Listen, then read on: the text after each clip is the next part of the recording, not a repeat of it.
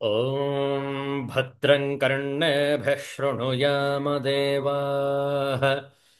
भद्रं पश्येमाक्षभिर्यजत्राः स्थिरैरङ्गैस्तुष्टवांसस्तनूभिः व्यशेमदेवहितं यदायुः स्वस्ति न इन्द्रो वृद्धश्रवाः स्वस्ति नः पूषा विश्ववेदाः स्वस्ति नस्तार्क्ष्यो अरिष्टनेमिः स्वस्ति no बृहस्पतिर्दधातु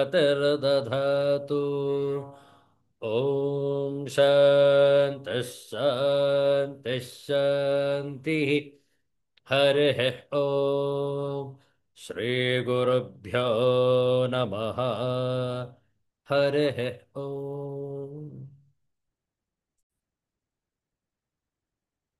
Universal prayer. Let's chant this together.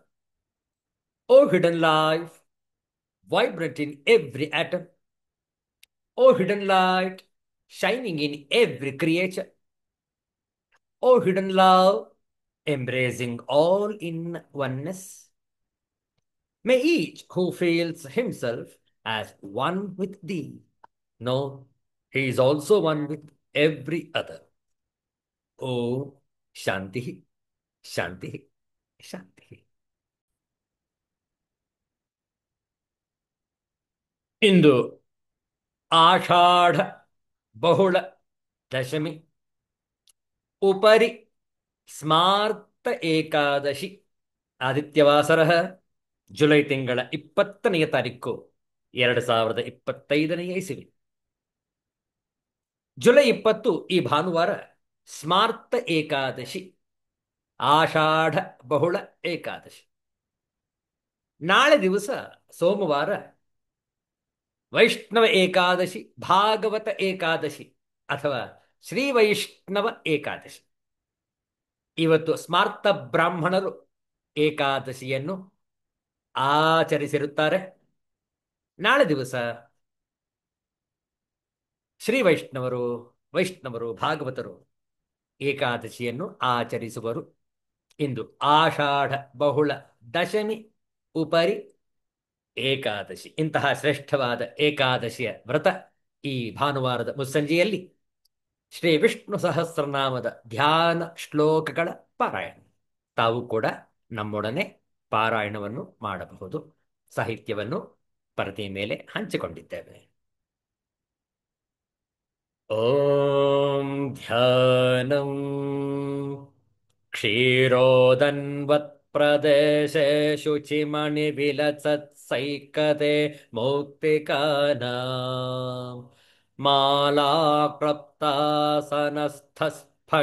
मालाक्लप्तासनस्थस्फटिकमणिनिभैः मौक्तिकैर्मण्डिताङ्गः शुभ्रैरभ्रैरदभ्रैरुपरि विरचितैः मुक्तपीयूषवर्षैः आनन्देनः पुनीयादरिनळिनगदा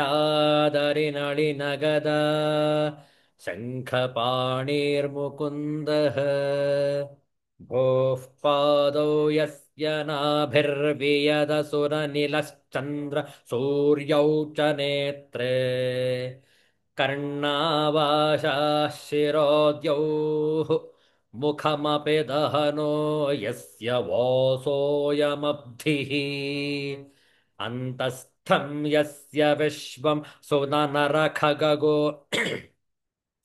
अन्तस्थं यस्य विश्वं सुरनरखगगो भोगे गन्धर्वदैत्यैः चित्रं रम्यते तं त्रिभुवनवपुषं विष्णुमेशं नमामि शान्ताकारं भुजगशयनं पद्मनाभं सुरेशं विश्वाधारं गगनसदृशं मेघवर्णं शुभाङ्गं लक्ष्मीकान्तं कमलनयनं योगिहृध्यानगम्यं वन्दे विष्णुं भवभयहरं सर्वलोकैकनाथम्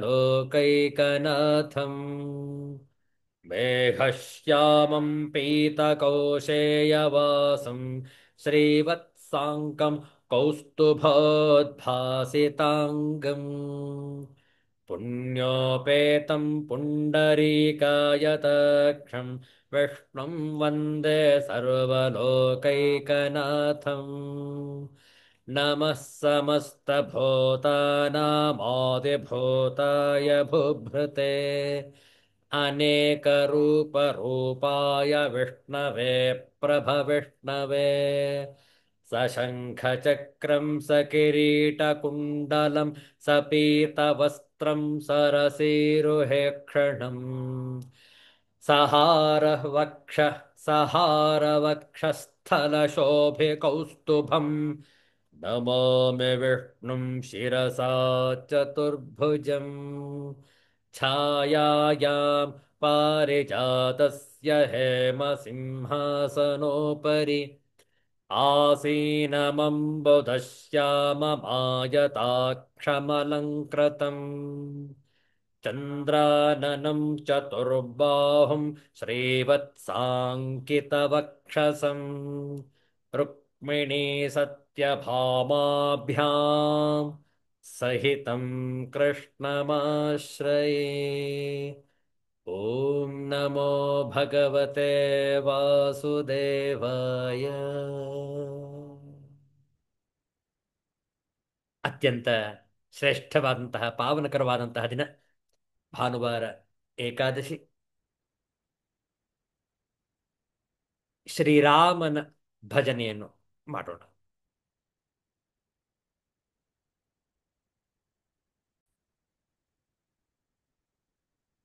ಜಯ ಜಯ ರಾಮ ಜಯ ರಘುರಾಮ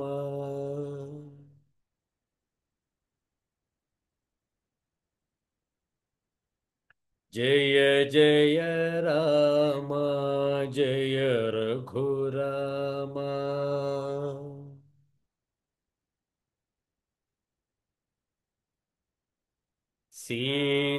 सीताराम श्री रघुराम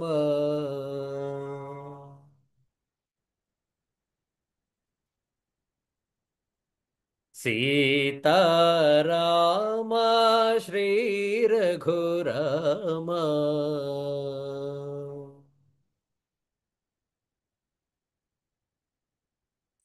जय जय राम जय रघुराम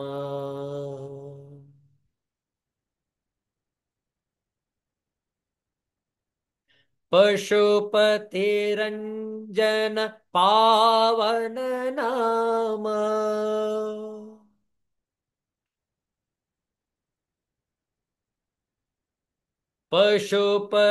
पशुपतिरञ्जन पावन नाम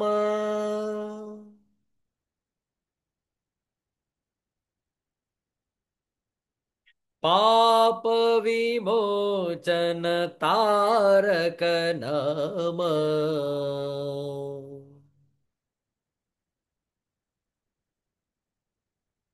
पाप विमोचन तारक नाम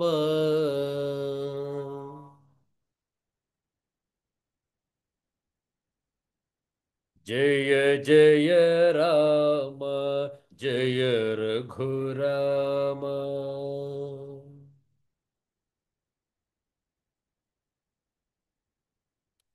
राम राम राम राम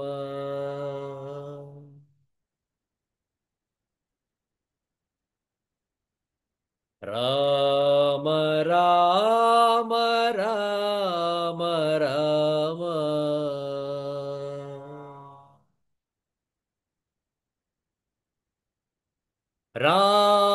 राम राम राम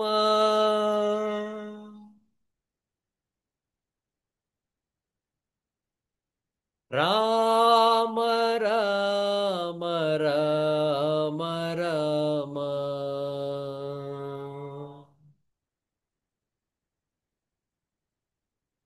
राम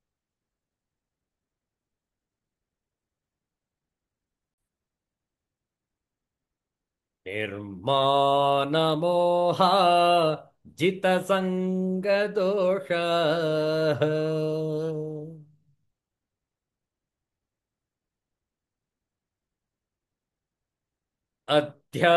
ಅಧ್ಯಾತ್ಮನಿತ್ಯ ವಿನಿವೃತ್ತ ಕಾಮ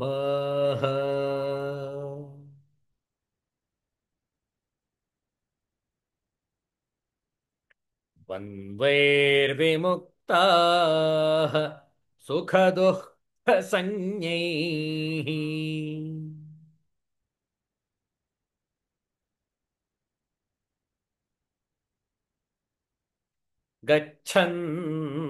ಗಚ್ಚನ್ತ್ಯಮೂಢಾಃ ಪದಮವ್ಯಯಂ ತತ್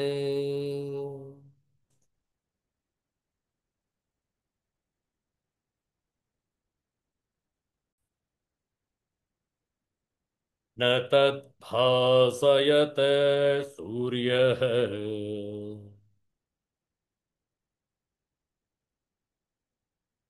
ನ ಶಶಾಂಕೋ ನ ಪಾವಕಃ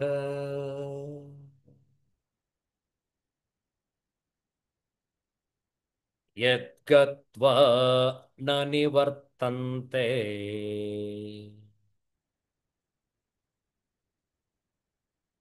ತದ್ಧಾಮ ಪರಮಂ ಮಮ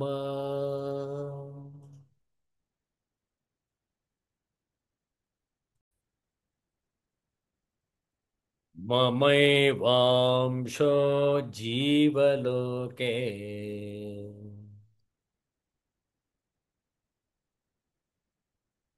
ಜೀವಭೂತಃ ಸನಾತನಃ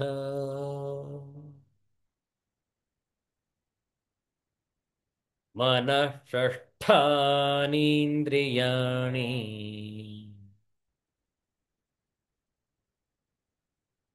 ಪ್ರಕೃತಿಸ್ಥಾನಿ ಕರ್ಷತಿ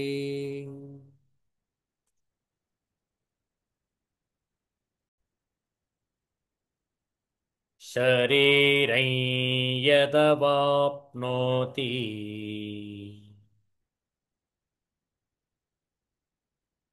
ಯಚ್ಚಾಪ್ಯುತ್ಕ್ರಾಮತೀಶ್ವರಃ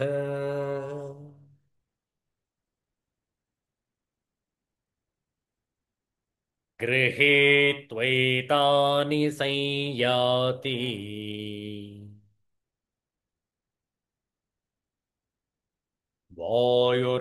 ವಾಯುರ್ಗಂಧಾನಿ ವಾಶಯಾತ್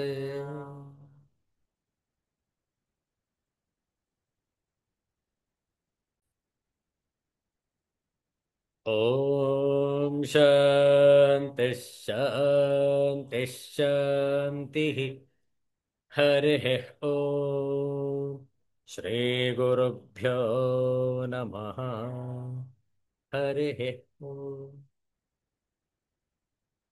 ಶ್ರೇಷ್ಠವಾದ ಈ ಭಾನುವಾರದ ಮುಸ್ಸಂಜೆಯಲ್ಲಿ ಶ್ರೀಮದ್ ಭಗವದ್ಗೀತೆಯ 15ನೇ ಅಧ್ಯಾಯದ ಯಾವ ಶ್ಲೋಕಗಳನ್ನು ನಾವು ಅಧ್ಯಯನ ಮಾಡಿದ್ವು ಅದನ್ನೊಮ್ಮೆ ಮೆಲುಕು ಹಾಕೋಣ. ಭಗವಂತ ಅಪ್ಪಣೆ ಕೊಡಿಸ್ತಾ ಇದ್ದಾನೆ, ಹೇ ಅರ್ಜುನ, ಯಾವುದು ಅತ್ಯಂತ ಉಜ್ವಲವಾಗಿ ಸ್ವಯಂ ಪ್ರಕಾಶಿಸುತ್ತಿದೆಯೋ, ಯಾವುದು ಜಗತ್ತಿನ ಇತರ ಜ್ಯೋತಿಗಳನ್ನು ಬೆಳಗುವ ಪ್ರದೀಪವೋ, ಯಾವುದನ್ನು ಸೂರ್ಯನಾಗಲಿ ಚಂದ್ರನಾಗಲಿ ಅಗ್ನಿಯಾಗಲಿ ಪ್ರಕಾಶಿಸುವುದಕ್ಕೆ ಸಾಧ್ಯವಿಲ್ಲವೋ, ಯಾವುದನ್ನು ಮನಸ್ಸು ಮತ್ತು ಇಂದ್ರಿಯಗಳು ತೋರಿಸಲು ಸಾಧ್ಯವಿಲ್ಲವೋ, ಎಲ್ಲಿ ಜನ್ಮ ಮರಣ ಮುಪ್ಪು ರೋಗ ಮತ್ತಿತರ ದುಃಖಗಳಿಗೆ ಪ್ರವೇಶವಿಲ್ಲವೋ, ಯಾವುದನ್ನು ಹೊಂದಿದರೆ ಪುನಃ ಹಿಂದಿರುಗಿ ಸಂಸಾರ ಚಕ್ರದಲ್ಲಿ ಸಿಲುಕಿಕೊಳ್ಳುವುದಿಲ್ಲವೋ, ಯಾವುದು ಶಾಶ್ವತವೋ ಅದೇ ನನ್ನ ಪರಮಧಾಮ. ಹೇ ಅರ್ಜುನ, ನನ್ನ ಒಂದು ಅಂಶವೇ ಮಮೈವಾಂಶೋ ಜೀವಲೋಕೆ, ನನ್ನ ಒಂದು ಅಂಶವೇ ಜೀವಿಗಳ ಲೋಕದಲ್ಲಿ ಸ್ಥಿತನಾದ ಅಧಿಯಜ್ಞನು.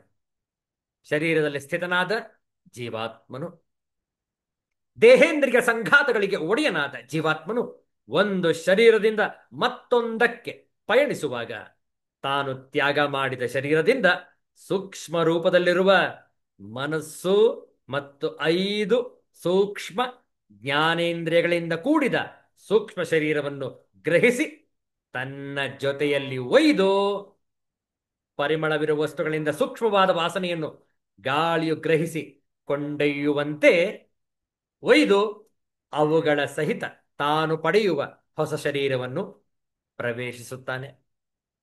ಜೀವಾತ್ಮನು ಕರ್ತ ಮತ್ತು ಭೋಕ್ತನಲ್ಲದಿದ್ದರೂ ಸಹ ಆ ತನ್ನ ಹೊಸ ಶರೀರದಲ್ಲಿ ಕಿವಿ, ಕಣ್ಣು, ಚರ್ಮ, ನಾಲಿಗೆ, ಮೂಗು ಈ ಸ್ಥೂಲ ಇಂದ್ರಿಯಗಳ ಆಶ್ರಯವನ್ನು ಪಡೆದು ತನ್ನಲ್ಲಿರುವ ಮನಸ್ಸು, ಬುದ್ಧಿ ಮತ್ತು 5 ಸೂಕ್ಷ್ಮ ಜ್ಞಾನೇಂದ್ರಿಯಗಳ ಸಹಾಯದಿಂದ ಶಬ್ದಾದಿ ಇಂದ್ರಿಯ ವಿಷಯಗಳನ್ನು ಅನುಭವಿಸುತ್ತಾನೆ.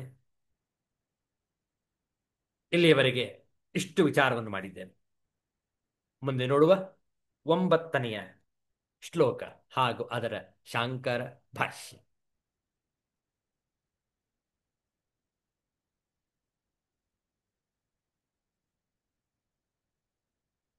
9ನೆಯ ಶ್ಲೋಕ 2 ಬಾರಿ ಪಾರಾಯಣ ಮಾಡುವ, ಹೇಳಿಕೊಡ್ತೇವೆ, ಪುನರಾವರ್ತಿಸಬಹುದು. ಶ್ರೋತ್ರಂ ಚಕ್ಷುಸ್ಪರ್ಶನಂ ಚ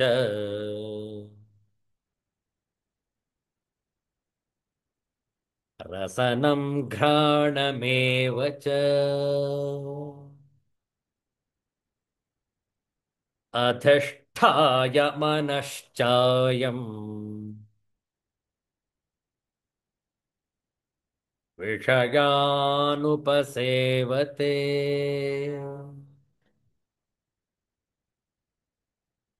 ಶ್ರೋತ್ರಂ ಚಕ್ಷುಸ್ಪರ್ಶನಂ ಚ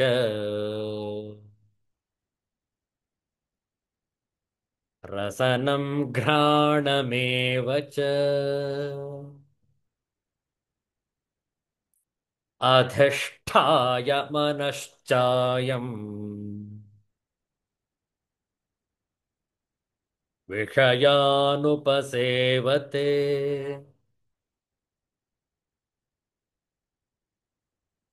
ಪದಚ್ಛೇದ ನೋಡಿಕೊಳ್ಳಿ. ಶ್ರೋತ್ರಂ ಚಕ್ಷು ಸ್ಪರ್ಶನಂ ಚ ರಸನಂ ಘ್ರಾಣಂ ಏವ ಚ ಅಧಿಷ್ಠಾಯ ಮನಃ ಚ ಅಯಂ ವಿಷಯಾನ್ ಉಪಸೇವತೆ. ಅನ್ವಯಾರ್ಥ ನೋಡಿಕೊಳ್ಳಿ. ಮತ್ತು ಆ ಶರೀರದಲ್ಲಿದ್ದು ಅಯಂ ಶ್ರೋತ್ರಂ ಈ ಜೀವಾತ್ಮನು ಶ್ರೋತ್ರೇಂದ್ರಿಯ ಕಿವಿ, ಚಕ್ಷು ಚಕ್ಷುರಿಂದ್ರಿಯ ಕಣ್ಣು, ಚ ಮತ್ತು ಸ್ಪರ್ಶನಂ ತ್ವಕ್ ಇಂದ್ರಿಯ ತ್ವಗಿಂದ್ರಿಯ ಚರ್ಮ, ಚ ಮತ್ತು ರಸನಂ ರಸನೇಂದ್ರಿಯ ನಾಲಿಗೆ ಜಿಹ್ವಾ, ಘ್ರಾಣಂ ಘ್ರಾಣೇಂದ್ರಿಯ ಮೂಗು, ಚ ಹಾಗೂ ಮನಃ ಮನಸ್ಸನ್ನು ಅಧಿಷ್ಠಾಯ ಏವ ಆಶ್ರಯಿಸಿಕೊಂಡು ಅರ್ಥಾತ್ ಇವುಗಳ ಸಹಾಯದಿಂದಲೇ ವಿಷಯಾನ್ ಉಪಸೇವತೆ ವಿಷಯಗಳನ್ನು ಅನುಭವಿಸುತ್ತಾನೆ. ವಿಷಯಗಳು ಯಾವ್ಯಾವುದು? ಶಬ್ದ, ಸ್ಪರ್ಶ, ರೂಪ, ರಸ, ಗಂಧ. ಶ್ರೋತ್ರೇಂದ್ರಿಯ ಶಬ್ದ, ತ್ವಗಿಂದ್ರಿಯ ಸ್ಪರ್ಶ, ಚಕ್ಷು ಚಕ್ಷು ರೂಪ, ಶಬ್ದ ಸ್ಪರ್ಶ ರೂಪ, ರಸನೇಂದ್ರಿಯ ರುಚಿ, ನಾಲಿಗೆ ರಸನ, ವಿಷಯ ರಸ, ಘ್ರಾಣಂ ಘ್ರಾಣೇಂದ್ರಿಯ ಮೂಗು, ಗಂಧ ಶಬ್ದ ಸ್ಪರ್ಶ ರೂಪ ರಸಗಂಧಗಳನ್ನು ಈ 5 ವಿಷಯಗಳನ್ನು ಶಬ್ದ ಸ್ಪರ್ಶ ರೂಪ ರಸ ಗಂಧ ಇವುಗಳನ್ನು ಈ ಇಂದ್ರಿಯಗಳು ಗ್ರಹಣ ಮಾಡುವವು. ಅದನ್ನು ಈ ಜೀವಾತ್ಮನು ಅನುಭವಿಸುವನು. ನೋಡಿ ತಾತ್ಪರ್ಯ. ಈ ಜೀವಾತ್ಮನು ಶ್ರೋತ್ರೇಂದ್ರಿಯ ಕಿವಿ, ಚಕ್ಷುರಿಂದ್ರಿಯ ಕಣ್ಣು ಮತ್ತು ತ್ವಗೇಂದ್ರಿಯ ಚರ್ಮ, ರಸನೇಂದ್ರಿಯ ನಾಲಿಗೆ, ಘ್ರಾಣೇಂದ್ರಿಯ ಮೂಗು ಹಾಗೂ ಮನಸ್ಸನ್ನು ಆಶ್ರಯಿಸಿಕೊಂಡು ಅರ್ಥಾತ್ ಇವುಗಳ ಸಹಾಯದಿಂದ ವಿಷಯಗಳನ್ನು ಅನುಭವಿಸುತ್ತಾನೆ. इस प्रकार ದೂಸರಾ ಸ್ಥೂಲ ಶರೀರ. ಈಗ ಒಂದು ಶರೀರ ಬಿಟ್ಟಾಗಿದೆ, ಮತ್ತೊಂದು ಶರೀರವನ್ನು ಪಡೆದುಕೊಳ್ಳುತ್ತಾನೆ. ಈ ಸ್ಥೂಲವಾದಂತಹ ಇಂದ್ರಿಯಗಳನ್ನು ತನ್ನ ಶರೀರದ ಮೂಲಕ ಗ್ರಹಿಸಿಕೊಂಡು विषयಗಳನ್ನು अनुभविಸುತ್ತಾನೆ. इस प्रकार दूसरा स्थूल शरीर धारण करके जीव विशेष प्रकार का कान, आंख, जीभ, नाक तथा स्पर्श इंद्रिय त्वचा प्राप्त करता है, जो मन के चारों ओर संपूजित है। इस प्रकार वह इंद्रिय विषयों के एक विशिष्ट समुच्चय का भोग करता है। The living entity, thus taking another gross body, obtains a certain type of ear, tongue, nose, sense of touch, skin, which are grouped about the mind. He thus enjoys a particular set of sense objects. ಅತ್ಯಂತ ವಿಶೇಷವಾದಂತಹ ಮಾಹಿತಿ. ಒಂದು ಶರೀರವನ್ನು ಬಿಟ್ಟು ಸೂಕ್ಷ್ಮ ಇಂದ್ರಿಯಗಳಿಂದ ಮನಸ್ಸಿನ ಮುಖಾಂತರ ಅನುಭವಗಳನ್ನು ಗ್ರಹಿಸಿಕೊಂಡು ಮುಂದಿನ ಶರೀರಕ್ಕೆ ಪಯಣಿಸಿ ಆ ಶರೀರದಲ್ಲಿ ಮತ್ತಷ್ಟು ಇಂದ್ರಿಯಗಳನ್ನು ಮನಸ್ಸನ್ನು ಪಡೆದು ವಿಷಯಗಳನ್ನು ಅನುಭವಿಸುವನು. ಬಹಳ ಚಂದ ಇದೆ ನೋಡುವ. ಆಚಾರ್ಯ ಶಂಕರರ ಭಾಷ್ಯ 9ನೆಯ ಶ್ಲೋಕಕ್ಕೆ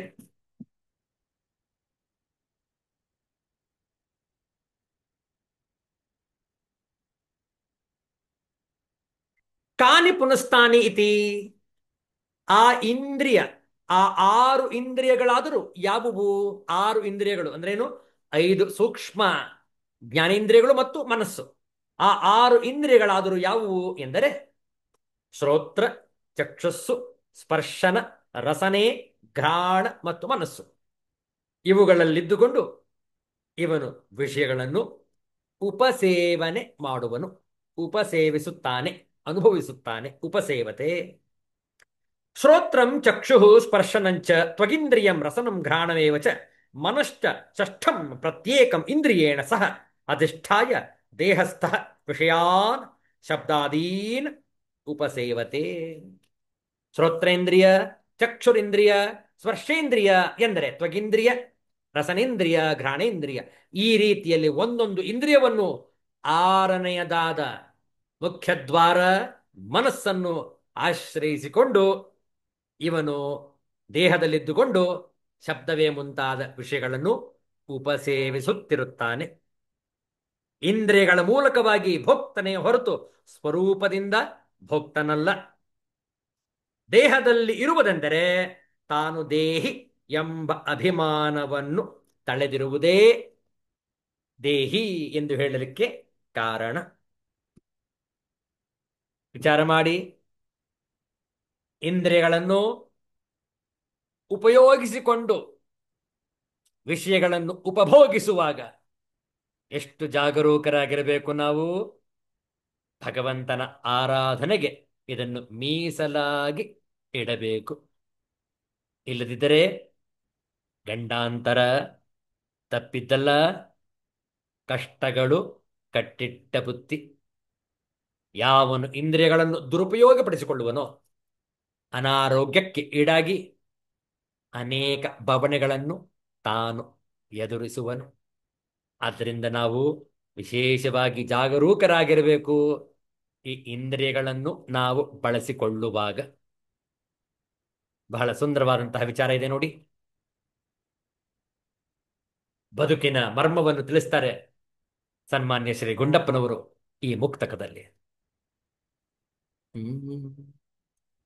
ಬೇಕು ಜೀವನ ಯೋಗ ಕೊಂದು ಬಹು ಸೂಕ್ಷ್ಮನಯ, ಬೇಕೊಂದು ಜಾಗರೂಕತೆ ಬುದ್ಧಿ ಸಮತೆ.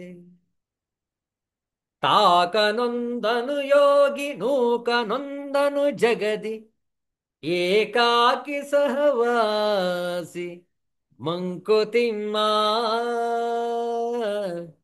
ಏಕಾಕಿ ಸಹವಾಸಿ ಮಂಕುತಿಮ್ಮ. ಮಂಕುತಿಮ್ಮ ಮಂಕುತಿಮ್ಮ. ಮತ್ತೊಮ್ಮೆ ಈ ಶ್ಲೋಕವನ್ನು ನೋಡೋಣ. ಆಂಗ್ಲ ಭಾಷೆಯಲ್ಲಿ ಟ್ರಾನ್ಸ್ಲೇಷನ್ ಅನುವಾದವನ್ನು ನೋಡಿ, ಕನ್ನಡದ ಭಾವಾರ್ಥವನ್ನು ನೋಡಿ ಪುನಃ ಈ ಶ್ಲೋಕವನ್ನು ಹೇಳೋಣ. ಆಗ ಇನ್ನೂ ಕೂಡ ಸ್ಪಷ್ಟವಾಗಿ ಅರ್ಥವಾಗುವುದು. Happiness in life needs a very precise balance. It needs utmost caution and tranquillity of mind. A practitioner of this art will not get attached to anything in life. He will neither reject anything. He is standing alone while being friends with the entire world. Mankutimma. ವಾಚ್ಯಾರ್ಥವನ್ನು ನೋಡಿಕೊಳ್ಳಿ. ಜೀವನ ಯೋಗಕ್ಕೊಂದು, ಜೀವನ ಯೋಗಕ್ಕೆ ಒಂದು. ತಾಕನೊಂದನು, ತಾಕನೋ ಒಂದನು, ನೂಕನೊಂದನು, ನೂಕನೋ ಒಂದನು, ನೂಕನು ನಿರಾಕರಿಸನು. ಭಾವಾರ್ಥ ನೋಡಿ. ಜೀವನವೆನ್ನುವುದು ಒಂದು ಯೋಗದಂತೆ. ಅದು ಬಹಳ ಸೂಕ್ಷ್ಮ ಮತ್ತು ನಯ. ಇದನ್ನು ಸಮರ್ಪಕವಾಗಿಸಲು ನಾವು ಬಹಳ ಜಾಗರೂಕರಾಗಿ ಸಮಬುದ್ಧಿಯಿಂದ ಇರಬೇಕು. ಯೋಗಿಯಾದವನು ಎಲ್ಲದರಲ್ಲೂ ಇದ್ದು ಯಾವುದರಲ್ಲೂ ಇರದಂತೆ ಇದ್ದು ಅಂತರಂಗದಲ್ಲಿ ತನಗೆ ತಾನೇ ಹೇಗಿರುತ್ತಾನೋ ಹಾಗಿರಬೇಕು ಎಂದು ಹೇಳಿ, ನಾವು ಬದುಕಿನ ಪಯಣವನ್ನು ಹೇಗೆ ಸಾಗಿಸಬೇಕು, ನಮ್ಮ ಇಂದ್ರಿಯಗಳನ್ನು, ಮನಸ್ಸನ್ನು ಹೇಗೆ ಬಳಸಿಕೊಳ್ಳಬೇಕು ಎನ್ನುವುದನ್ನು ಸೂಚಿಸಿದ್ದಾರೆ ಮಾನ್ಯ ಗುಂಡಪ್ಪನವರು ಈ ಮುಕ್ತಕದಲ್ಲಿ. ಮತ್ತೊಮ್ಮೆ ಹಾಡುವ.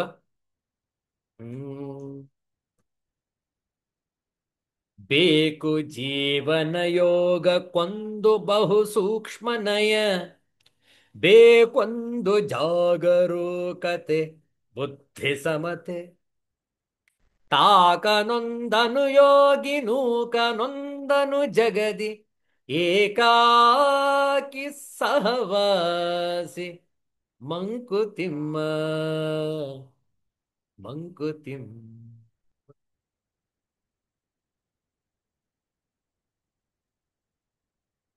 ಚಿತ್ತವೃತ್ತಿ ನಿರೋಧ ಯೋಗ, ಚಿತ್ತವೃತ್ತಿ ನಿರೋಧ ಎಂದು ಯೋಗಕ್ಕೊಂದು ಪರಿಭಾಷೆ ಉಂಟು. ಚಿತ್ತದ ವೃತ್ತಿಯನ್ನು ತಡೆ ಹಿಡಿಯುವುದು ಎಂದು, ಮನಸ್ಸಿನ ಕ್ರಿಯೆಯನ್ನು ನಿಯಂತ್ರಿಸುವುದು ಅಷ್ಟು ಸುಲಭವಾಗಿದ್ದಿದ್ದರೆ ಈ ಜಗತ್ತಿನಲ್ಲಿ ಎಲ್ಲರೂ ಯೋಗಿಗಳಾಗುತ್ತಿದ್ದರು ಮತ್ತು ಪುರಂದರದಾಸರು ಹರಿದಾಡುವಂತಹ ಮನವ ನಿಲ್ಲಿಸುವುದು ಬಲು ಕಷ್ಟ ಎಂದು ಖಂಡಿತ ಹಾಡುತ್ತಿರಲಿಲ್ಲ. ಮನಸ್ಸಿನ ಆಲಯದಲ್ಲಿ 2 ಕೋಣೆಗಳನ್ನು ನಿರ್ಮಿಸಬಹುದು.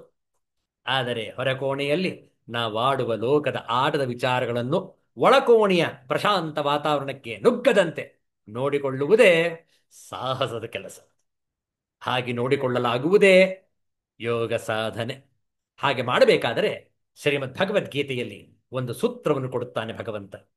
ಯೋಗಸ್ಯ ಕುರು ಕರ್ಮಾಣಿ ಸಂಗಂ ತ್ಯಕ್ತ್ವಾ ಧನಂಜಯ, ಸಿದ್ಧ ಸಿದ್ಧ್ಯೋ ಸಮೋ ಭೂತ್ವಾ ಸಮತ್ವೈ ಯೋಗ ಉಚ್ಯತೆ. ಈ ಶ್ಲೋಕದಲ್ಲಿ ಸಮೋಭೂತ್ವ ಸಮತ್ವೈ ಯೋಗ ಉಚ್ಯತೆ ಎಂದು ಹೇಳಿ ಮಾನಸಿಕ ಸಂತುಲನೆಯನ್ನು ಕಾಯ್ದುಕೊಳ್ಳುವುದೇ ಯೋಗವೆನ್ನುತ್ತಾನೆ. ಕಷ್ಟ ಸುಖಗಳಲ್ಲಿ ಮಾನಸಿಕ ಸಂತುಲನೆಯನ್ನು ಕಾಪಾಡಿಕೊಳ್ಳುವುದು ಎಂದರೆ ಆ ಕಷ್ಟದ ಅಥವಾ ದುಃಖಕ್ಕೆ ಕಾರಣವಾದ ವಿಷಯಗಳಿಗೆ ಅಂಟದೇ ಇದ್ದರೆ ಆ ಕಷ್ಟ ಸುಖಗಳಿಂದ ಉಂಟಾಗುವ ಭಾವ ತೀವ್ರತೆ ನಮ್ಮನ್ನು ತಟ್ಟದೆ ತಮ್ಮಷ್ಟಕ್ಕೆ ತಾವು ಬಂದು ಹೋಗುತ್ತವೆ. ತಾಕನೊಂದನು ಯೋಗಿ ನೂಕನೊಂದನು ನಿರಾಕರಿಸನೊಂದನು ಎಂದು ಹೇಳಿ, ಯೋಗಿಯಾದವನು ಯಾವುದನ್ನು ತಾಗಿಸಿಕೊಳ್ಳುವುದಿಲ್ಲ ಅಂದರೆ ಯಾವುದಕ್ಕೂ ಅಂಟಿಕೊಳ್ಳುವುದಿಲ್ಲ ಎಂದು, ನೂಕನೊಂದನು ಅಂದರೆ ಯಾವುದನ್ನು ನಿರಾಕರಿಸನು ದೂರ ಮಾಡುವುದಿಲ್ಲ ಎಂದು ಹೇಳಿ, ಹಾಗಿದ್ದವನೇ ಯೋಗಿ ಎಂದಿದ್ದಾರೆ. ಇಲ್ಲಿ ಕೃಷ್ಣ ಹೇಳುವ ಸಂಗಂ ತ್ಯಕ್ತ್ವಾ ಎಂದು ಹೇಳುವುದು ಬಹಳ ಸೂಕ್ತವಾಗಿದೆಯಲ್ಲವೇ? ಅಂಟಿಕೊಳ್ಳದೆ ಇರುವುದೇ ಯೋಗ. ಅಂತಹ ಯೋಗ ಶಕ್ತಿಯನ್ನು ನಾವು ಸಾಧನೆಯಿಂದ ಪಡೆಯಬೇಕು. ನಮ್ಮ ಮನಸ್ಸಿನಲ್ಲಿರುವ 2 ಕೋಣೆಗಳ ನಡುವೆ ಇರುವ ಗೋಡೆಯನ್ನು ಈ ರೀತಿಯ ಯೋಗದ ಸಾಧನೆಯಿಂದ ದಪ್ಪಗಾಗಿಸಿ ಗಟ್ಟಿಯಾಗಿಸಿಕೊಳ್ಳಬೇಕು. ಜೀವನದಲ್ಲಿ ನಮ್ಮ ಬದುಕು ಬಹಳ ಸೂಕ್ಷ್ಮವಾಗಿರುತ್ತದೆ.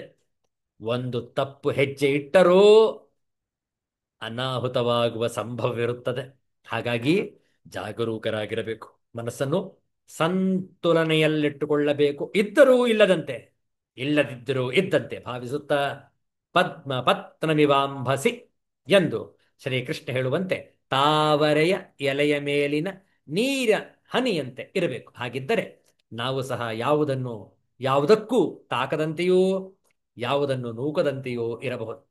ಮಾಡಬೇಕಾದ ಕೆಲಸವನ್ನೆಲ್ಲ ನಿಷ್ಠೆಯಿಂದ ಸಂಪೂರ್ಣತೆಯ ತಮ್ಮನ್ನು ತಾವು ತೊಡಗಿಸಿಕೊಂಡು ಆ ಕರ್ಮವೇ ನಮ್ಮ ಧರ್ಮವೆಂಬಂತೆ ಮಾಡಬೇಕು. ಹಾಗೆ ಮಾಡುವಾಗ ನಾವು ಎಲ್ಲ ಕಡೆಯೂ ಇದ್ದರೂ ಅಂತರಂಗದಲ್ಲಿ ಯಾವುದಕ್ಕೂ ಅಂಟದೆ ಒಂಟಿಯಾಗಿದ್ದರೆ ಆಗ ಧ್ಯಾನ ನಿರಂತರವಾಗಿ ಕಷ್ಟ ಸುಖಗಳಿಂದಾಗುವ ಪರಿಣಾಮಗಳಿಂದ ಮುಕ್ತರಾಗಬಹುದು. ಎಷ್ಟು ಸೊಗಸಾಗಿತ್ತಲ್ಲ. ಆದ್ದರಿಂದ ನಮ್ಮ ಇಂದ್ರಿಯಗಳನ್ನು ಸದುಪಯೋಗಪಡಿಸಿಕೊಳ್ಳುವಂಥದ್ದು ಜಾಣರ ಲಕ್ಷಣ.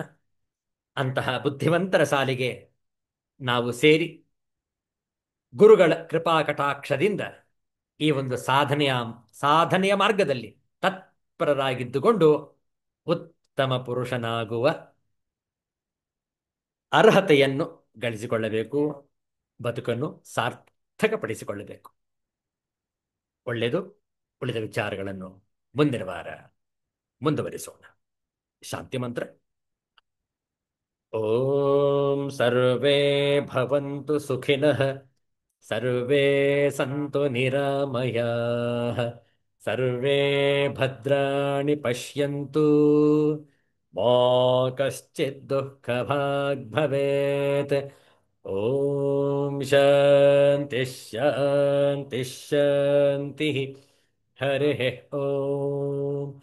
ಶ್ರೀ ಗುರುಭ್ಯೋ ನಮಃ. ಹರಿ ಓಂ. ಮತ್ತೆ ಮುಂದಿನ ವಾರ ಭೇಟಿಯಾಗೋಣ. ಎಲ್ಲರಿಗೂ ಒಳಿತಾಗಲಿ, ಎಲ್ಲರಿಗೂ ಶುಭವಾಗಲಿ. ಜೈ ಶ್ರೀ ಗುರುದೇವ ದತ್ತ.